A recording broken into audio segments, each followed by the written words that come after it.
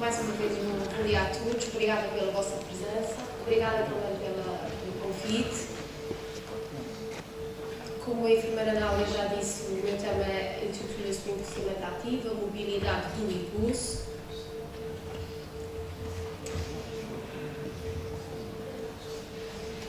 Uma breve introdução aqui. O nosso país, à semelhança de outros, está a passar por uma rápida transição demográfica, caracterizando-se por um aumento progressivo e acentuado da população adulta e idosa.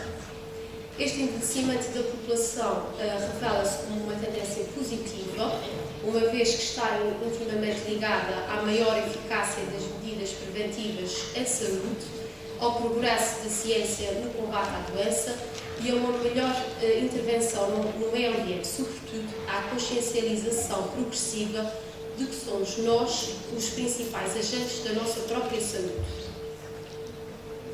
Pronto, como já foi referido aqui, este ano é o Ano Europeu do Envelhecimento Ativo. O Parlamento Europeu anunciou que 2012 será o Ano Europeu dedicado ao envelhecimento ativo e da solidariedade entre as gerações. Isto porquê? Porque refere-se então a uma oportunidade para todos nós de refletir sobre o facto dos europeus agora viverem mais tempo, com mais saúde do que nunca, e temos que então aproveitar as oportunidades que nos oferecem. A pergunta aqui coloca-se: preocupa o envelhecer ou o seu papel na sociedade quando tiver 60, 70 ou 80 anos? E a resposta é: há muito para viver depois dos 60 e a sociedade está a valorizar cada vez mais a contribuição das pessoas idosas. É isso que significa o envelhecimento ativo: tirar mais e não menos partido da vida à medida que se envelhece, tanto no trabalho como em casa ou mesmo na comunidade. Outra definição que achei importante, que a Organização Mundial da Saúde também define envelhecimento ativo como um processo de optimização das oportunidades para a saúde, participação e segurança para melhorar a qualidade de vida das pessoas que envelhecem. Já foi referenciado aqui, mas eu vou, de uma forma geral, só dizer que existem modificações fisiológicas então, que acompanham o envelhecimento, afetam todos os principais sistemas orgânicos, mesmo na ausência da doença. A nível de alterações estruturais, como as células, a pele, os tecidos subcutâneos, a composição corporal do corpo, o peso corporal, a nível também dos músculos, ossos e articulações. E depois, a nível de todos os sistemas, vão haver alterações funcionais a nível do sistema cardiovascular, respiratório, musculoesquelético, gastrointestinal, a nível do sistema imunitário e mesmo a nível dos ritmos biológicos e de sono. O envelhecimento, por outro lado, também poderá ser um fator de risco para o aparecimento de certas doenças, e vou referir aquelas que são mais da minha área, a nível dos ossos, músculos e articulações, causando por vezes dor, edema, rigidez articular, diminuição da força muscular e limitação dos movimentos. E tudo isso vai permitir que aumente a incapacidade do idoso, limite a sua independência e compromete também o seu desempenho nas atividades da vida diária. Por vezes também com o envelhecimento aumentam as taxas de depressão, a motivação diminui, conduzindo a isso a um decréscimo da função diária, uma certa imobilidade que depois pode levar a contraturas, atrofias musculares, a osteoporose, limitando sempre aqui a mobilidade. Depois, gostava de referir também aqui que com o envelhecimento às vezes aumenta o risco das quedas no idoso, podendo ter complicações várias a nível físico e também psicológico. A pessoa que cai a primeira vez irá ter sempre uma dependência pelo medo de cair uma segunda vez. uma diminuição da mobilidade por este motivo, uma diminuição da força muscular, um enfraquecimento dos membros inferiores e até piora a sua condição de saúde. E por isso eu gostava de deixar aqui que é fundamental a prevenção das quedas no idoso, através, essencialmente, de uma prática regular de exercício físico adequado, adaptar sempre a roupa e o calçado dessa pessoa, iluminação adequada dos espaços, quer em casa, quer mesmo na comunidade, iluminação de barreiras arquitetónicas, aqui estamos a falar de tapetes, de mesas, tudo que seja excedente em casa e que possa impedir a boa locomoção. Muitas vezes é necessário instalar também a nível da casa de banho barras ou noutros espaços e ter atenção às banheiras e fazer aqui também uma certa educação para o uso de auxiliares de marcha. Às vezes o idoso anda muito bem, já não anda muito bem sozinho, mas se calhar se andasse com o apoio de uma canadiana iria andar melhor e é sempre mais seguro. Vamos pensar sobre esse tema. A imobilidade é inconsciente com a vida humana. A mobilidade proporciona o controle da pessoa sobre o seu ambiente e sem mobilidade a pessoa está à mercê do próprio ambiente. Então, estamos sempre à espera que alguém nos venha mexer, que alguém faça algo connosco, não é? Pronto, o que eu queria dar aqui grande ênfase era que cada pessoa idosa adulta e idosa deverá continuar a manter uma atividade física regular. Claro que tem que ser adaptada, tendo em conta sempre as suas limitações físicas e mentais, não é? Assim como os recursos disponíveis. Pronto. De uma forma geral, uma pessoa na idade adulta e idosa deverá manter as suas caminhadas, quer um passeio, com o objetivo de ir às compras ou ir à farmácia, ou mesmo num grupo, poder fazer caminhadas, conhecer sítios diferentes, manter sempre uma atividade física. Há aquele idoso que até tem ainda bastante ritmo e que consegue fazer uma marcha mais rápida, deverá sempre ser estimulado para continuar. Há idosos também que durante toda a vida fizeram exercício e que mantêm depois, por exemplo, andar de bicicleta no ar livre, em conjunto ou até sozinhos. Uma alternativa aqui também será uma bicicleta estática em casa, se a pessoa não puder fazer fora, mas em casa também poderá fazer. São alguns conselhos que nós podemos dar aos idosos para continuarem a manter a sua atividade. Existem também os exercícios na água e a natação, quer de forma individual ou mesmo em grupo. De verão há pessoas que também aproveitam o mar para manter alguma forma física e praticar alguns exercícios. E depois deixo aqui também todas as atividades do dia a dia que a pessoa gosta de fazer, que tenha interesse, tudo o que permita que haja movimento, desde a jardinagem, a passear com os netos, a dançar, a participar em atividades na escola com os netos, pronto, para que a pessoa se sinta útil e para que mantenha a sua mobilidade do dia a dia.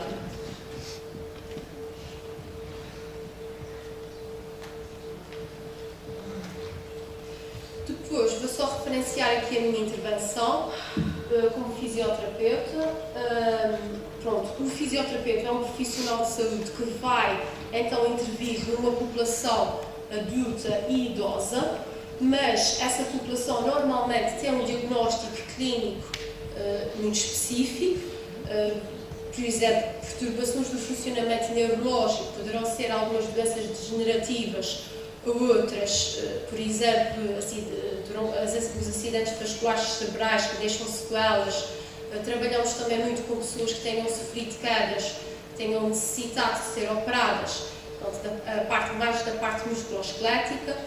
E o que eu quero aqui deixar também é que o fisioterapeuta é um profissional competente na sua área para que essa pessoa consiga recuperar da sua situação que aconteceu, não é? Ou até esses cuidados serem continuados por mais algum tempo. Há pessoas que, quando têm um diagnóstico degenerativo, nós vamos ter que trabalhar com essa pessoa até ao fim da vida.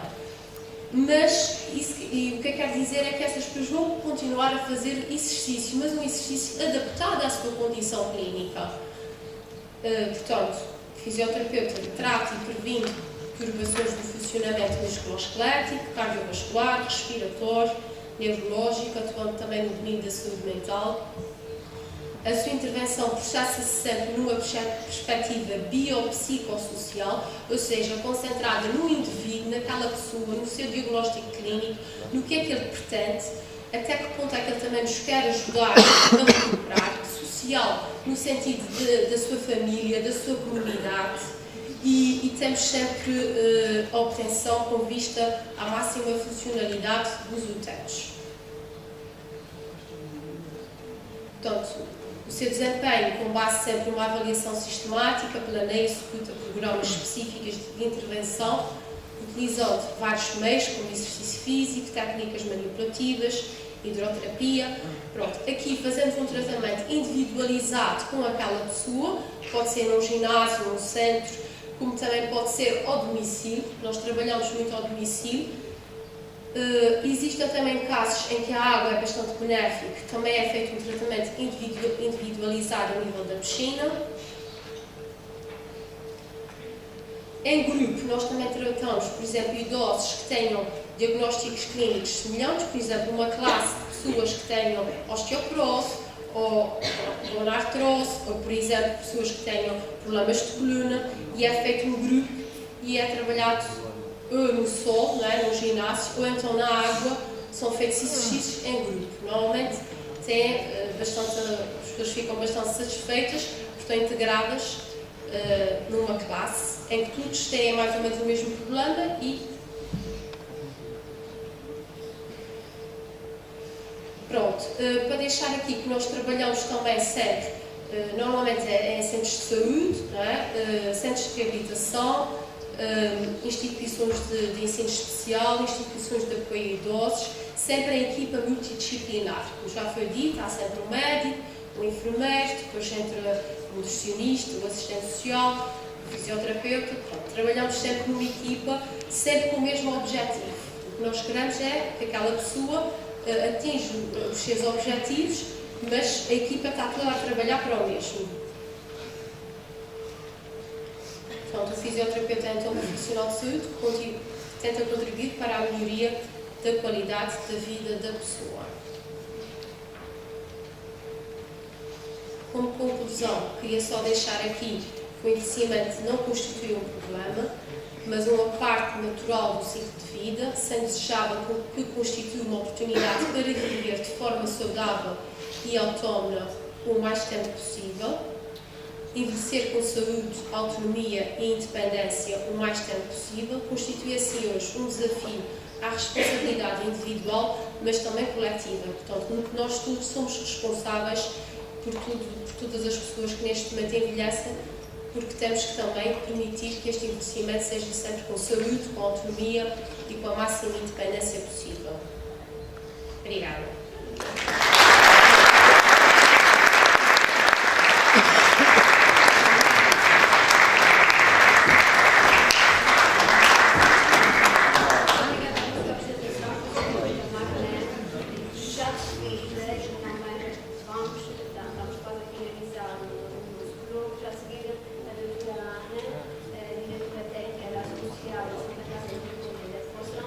Vai falar do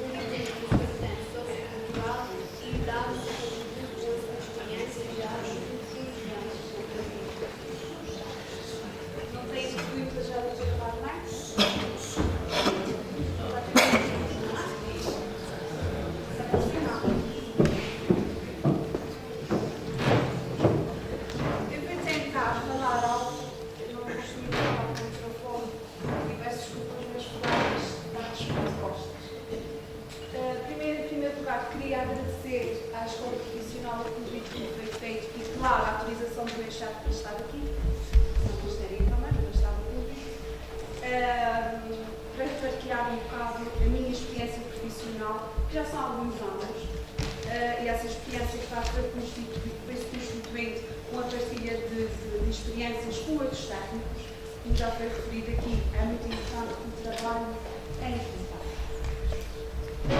Antes de começar a minha comunicação, queria fazer um comentário aqui ao tema do colóquio, que é o cuidar em geriatria. E se aquilo que eu vou falar, vocês não levarem mais nada, mas se levarem essa ideia convosco e como futuros profissionais nesta área, não é? Alguns de vocês que estão, acho que têm aqui cursos de agentes de geriatria e mais algum curso aqui. O que queria reforçar aqui no tema que foi escolhido e considerar um tema pertinente e bastante atual. E o cuidar, a meu ver, vai para além de prestar um serviço, não é? É alguém que precisa de ajuda, é mais do que isso.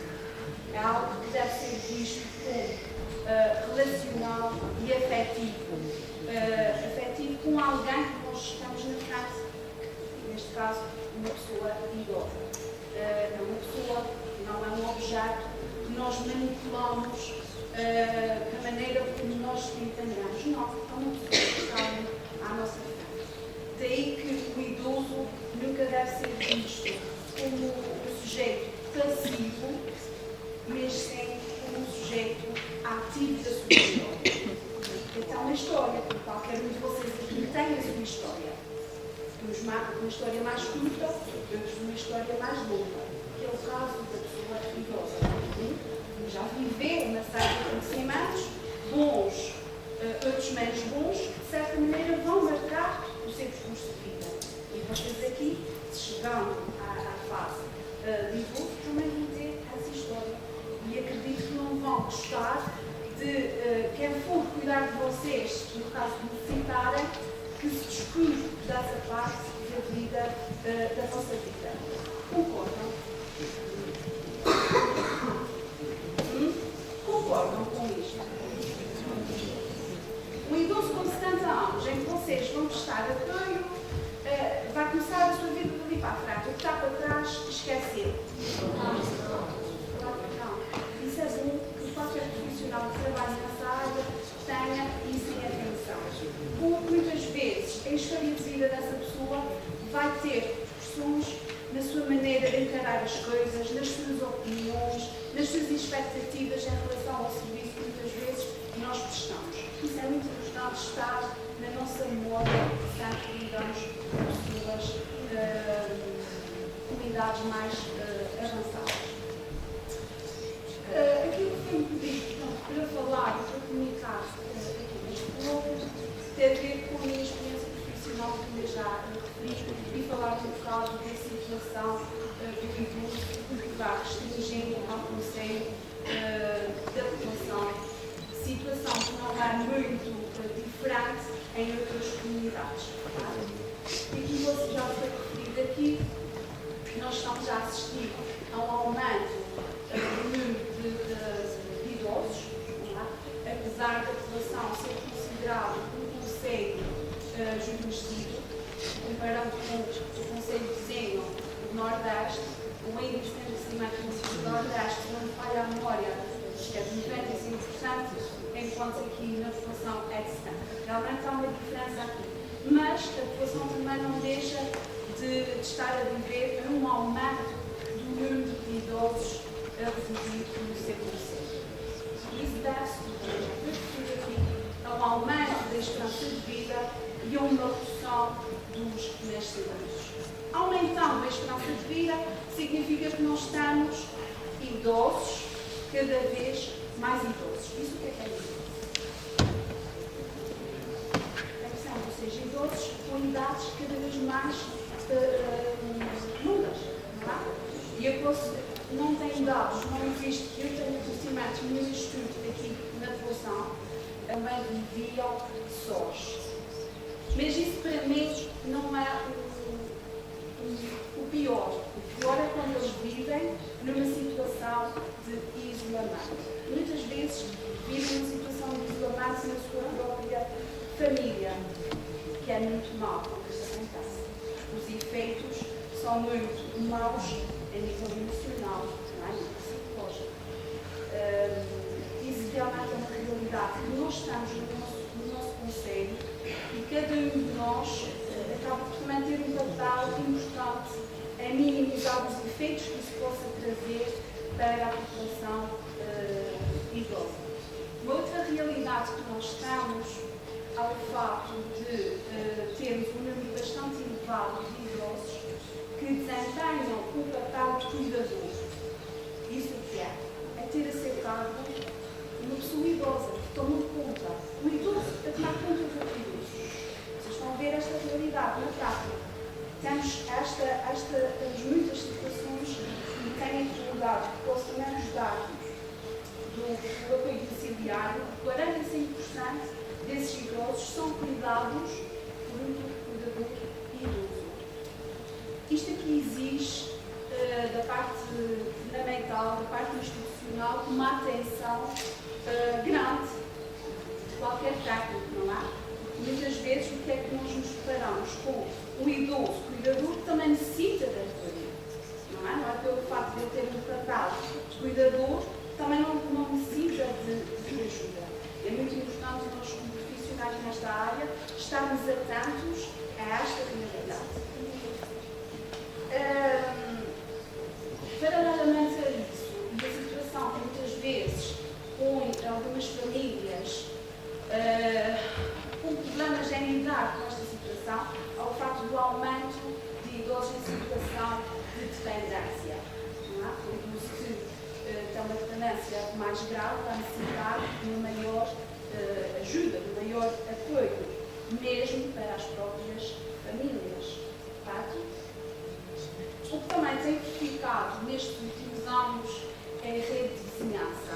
Há uma evolução da rede de vizinhança, ou seja, que está menos ativa. Não sei se concordam, acho que há aqui jovens de diferentes freguesias, por exemplo, a Ribeira Carte. Há aqui alguém da Ribeira Carte? Tem outros? Qual é a tua freguesia já agora? Já fala. Ribeira Carte. Tu, como jovem, qual é a percepção que tu tens da rede de vizinhança de onde tu moras? Achas que são pessoas que se chegam, que vão à casa de vizinhos? Ainda existe essa preocupação? Ainda existe isso, não é? E aqui nas Furnas, esta rede de vizinhança existe ou não? Já se está a perder. Está aqui alguém das Furnas também. Já se está a perder. Ninguém te ajuda. Tu, por acaso, ajudas ao idoso que vive ao pé de ti. Pronto, e tens essa preocupação. Isso tem que começar por nós jovens. Não é? E temos que tentar contrariar isso.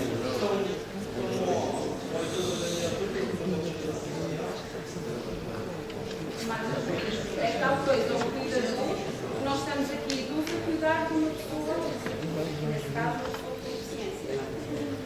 Então, mas o que é que acho que transmitir e o que partilhar convosco realmente é uma preocupação que tenha o facto da rede de vizinhança cada vez mais, e isso não acontece em todas as freguesias, está-se a perder. Acho que a sociedade está-se a tornar muito egocêntrica, resolver para si e o que se passa à sua volta faz-se conta que não se passa nada. E aqui com uma plateia praticamente jovens, seria importante que vocês, ao sair daqui, fossem com uma outra percepção em relação a isso. Pensem, eu sou jovem, mas estou a caminhar para uma idade mais adulta e futuramente uma idade idosa, não é? Como é que eu queria que fosse? Para contrariar isso tem que ser já, não é? Para vocês chegarem à terceira ou à quarta idade, não é? Não chegas para lá, isso aí não podes dizer.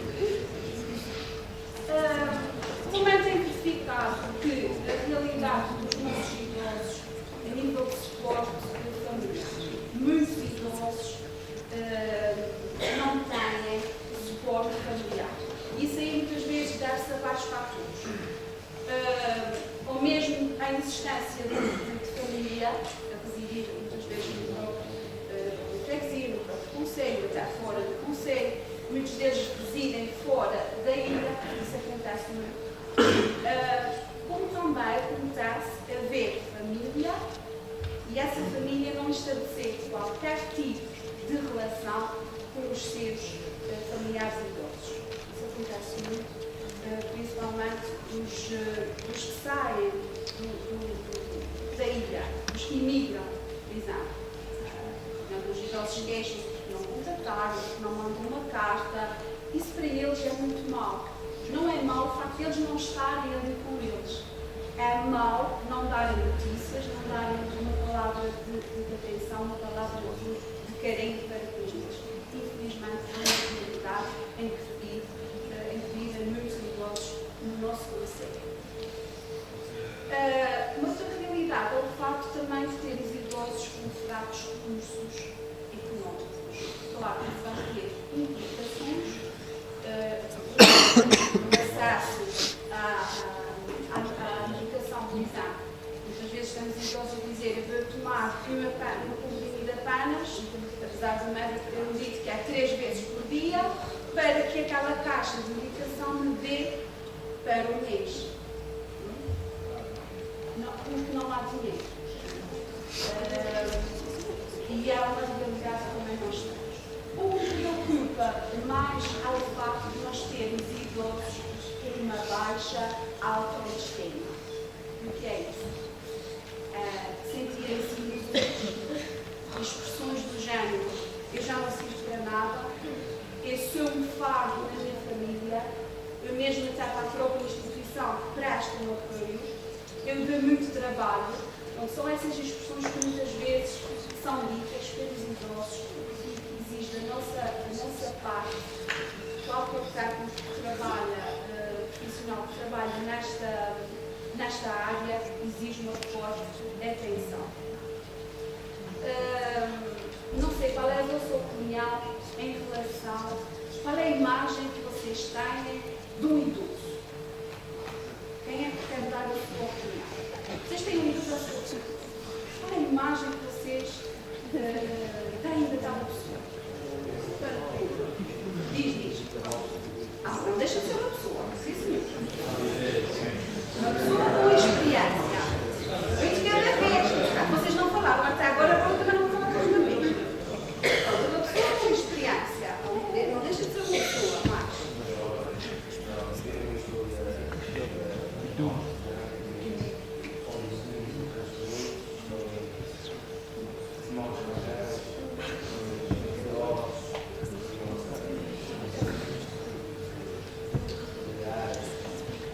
Vocês estão a ouvir o que o vosso colega está a dizer? Não. Então vais falar mais alto.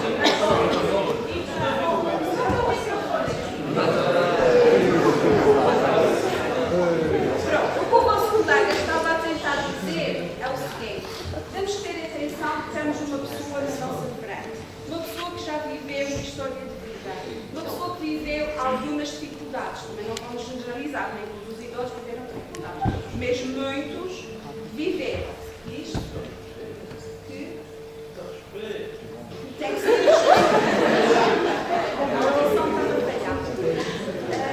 existe realmente respeito da nossa parte. Isso, claro, está proibido qualquer pessoa que exerce a perceber melhor. E é muito importante nós transmitirmos essa ideia para o idoso, para que ele não tenha a percepção ou a ideia de que é um inútil, que já não serve para nada, que está aqui só para empatar a família, porque a família é importante, queria passar férias não sei para onde e não vai porque tem o idoso a ser tarde.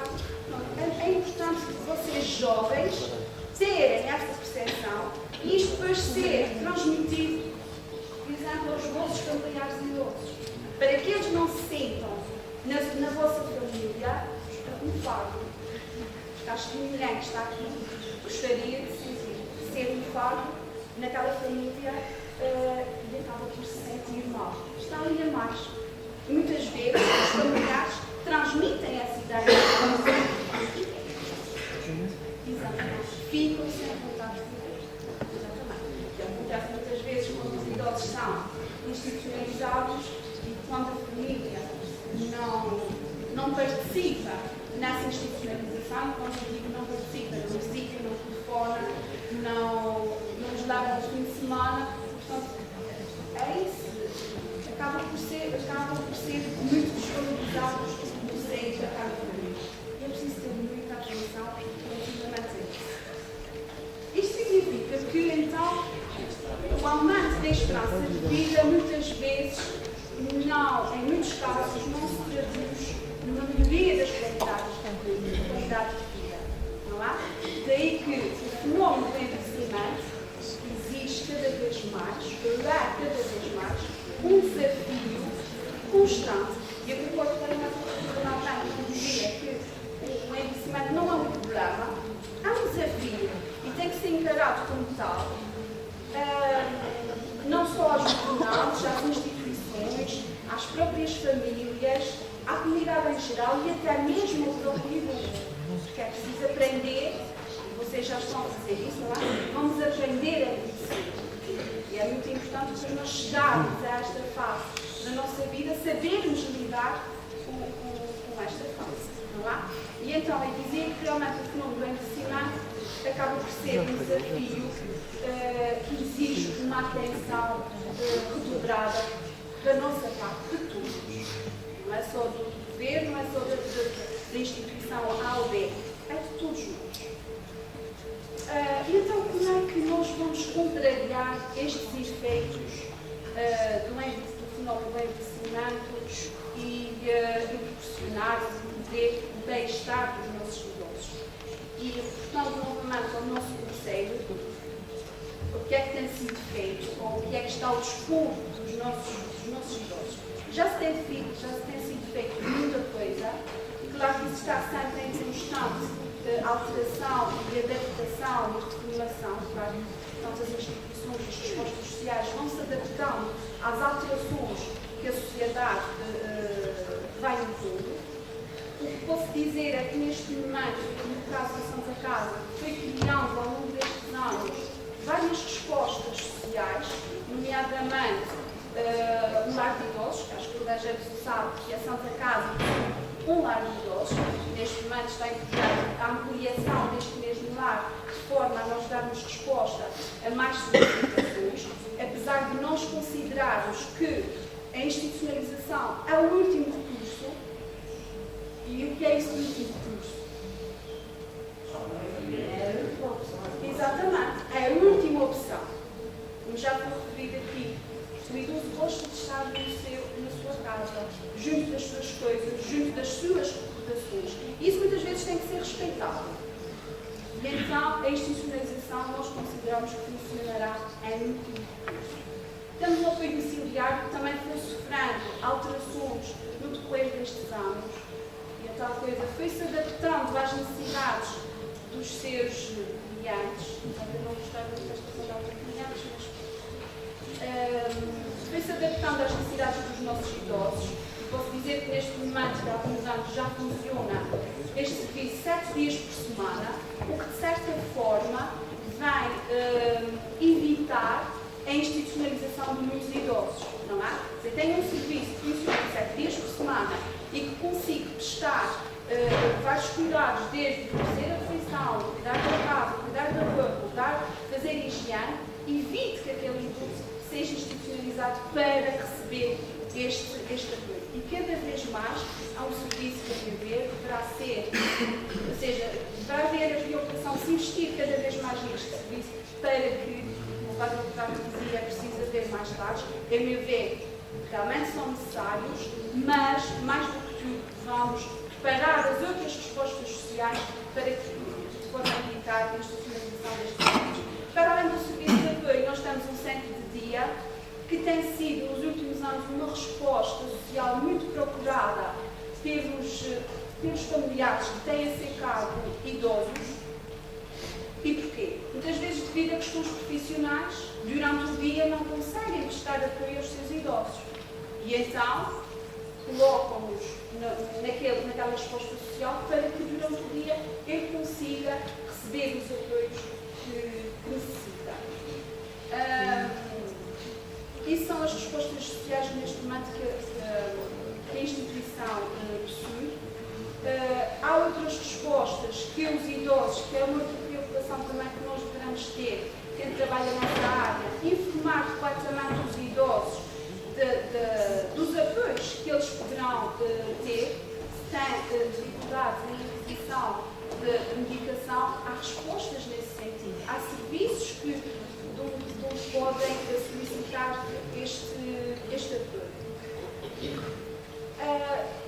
Uma outra preocupação que tem vindo ao longo destes anos, e isso acontece em qualquer instituição que eu conheço, contato com alguma frequência, é fomentar cada vez mais as potencialidades dos idosos. Sabem explicar? Um idoso, por exemplo, que ao fazer precisa de algum apoio no cuidado de higiene, mas se ele conseguir dar uma toalha e secar a cara, por razão não dá de fazer. Então, são as pequenas potencialidades, as capacidades que aquele idoso tem, não deixar que eles atuem. Isso é muito, muito importante. E quem lida diariamente, os enfermeiros, os auxiliares que lidam diariamente com os idosos, têm essa preocupação. E claro que vir um idoso respeitar as suas opiniões, dar atenção, dar carinho, muitas vezes ao que ele precisa mais do que dar um banho, do que dar um prato de comida. Não se esqueçam disso. A atenção e o carinho, muitas vezes, é aquilo que o idoso necessita mais. Não se preocupa em deixar de lá a comida ou ir lá dar o banho e ele necessitar de uma palavra e eu não tenho nada também bom. Isso é o pior que possa existir.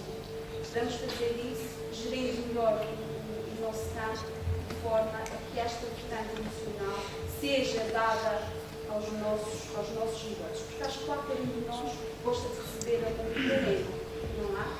Porque nós sentimos bem connosco e com os outros. Para finalizar, vou preparar para lá então, eu ia-vos ler uma citação que nos dá, não vamos dizer mais. Tive que fazer uma cábula no primeiro trabalho, o computador não quis abrir hoje de manhã, e então tive que trazer uma cábula para não me esquecer do que eu ia dizer. E a citação que vos queria ler é de Martim Lutero, que diz o seguinte: os que se amam profundamente jamais envelhecem. Podem morrer de velhice, mas morrem jovens.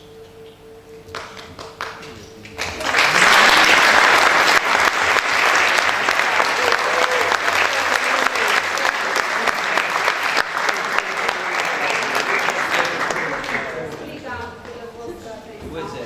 Se não vocês entenderem, se tiverem alguma questão, eu não